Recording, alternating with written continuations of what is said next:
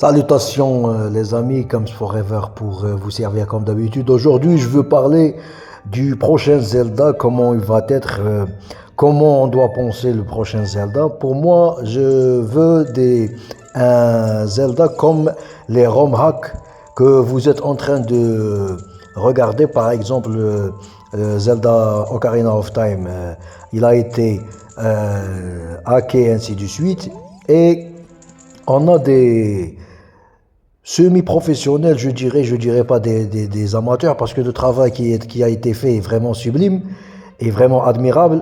Premier ROM hack qui m'a intéressé, c'est le crossover entre Zelda et un Morrowind, par exemple. Ce ROM hack s'appelle Zelda Morrowind ou la légende de Legend of the Wind, qui est un RPG, c'est-à-dire à la Morrowind, avec la structure d'un Zelda, avec les donjons, avec les quêtes, ainsi de suite.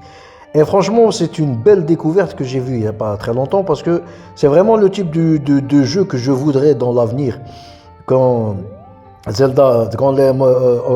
Shigeru Miyamoto et Nintendo ont voulu faire un grand RPG, monde ouvert, ainsi de suite, je me suis dit que la prochaine étape, pourquoi pas, un jeu à la Oblivion, Skyrim, avec des quêtes bien écrites, ainsi de suite, qui sont dans l'univers d'un Zelda, avec des secrets à trouver, des donjons optionnels bien cachés qu'on peut découvrir en explorant, et aussi en introduisant d'autres items, par exemple comme ce ROM hack Zelda Indigo, qui est vraiment très poussé en termes de personnalisation du personnage, ainsi de suite. On a d'autres items. On a ici par exemple les palmes, on aura comme s'il fait ici des sauts. Il y a on aura aussi l'amélioration des armes, par exemple l'épée qu'on peut upgrader comme la plupart des RPG, mais en trouvant des objets cachés dans l'univers, ainsi de suite. Et c'est vraiment génial. Il y a même des animations qui ont été spécifiques et ajoutées à ce hack, qui sont vraiment bluffants. Je me disais, pourquoi Nintendo n'a pas fait un truc pareil? Si c'était même juste 3 personnes ou 4 personnes qui peuvent faire un truc pareil, c'est franchement, qu'est-ce qu'ils attendent chez Nintendo? Ou au moins contacter ce genre de personnes et leur donner des moyens, de faire avec eux des contrats, et leur laisser la liberté de créer des jeux qui sont vraiment... Franchement, moi je me suis régalé, je suis en train de jouer à Zelda Master of Time, et franchement, en termes de donjons, de level design, j'ai été vraiment bluffé. J'ai pas trouvé ce level design depuis Zelda, peut-être Twilight Princess. Franchement, c'est génial.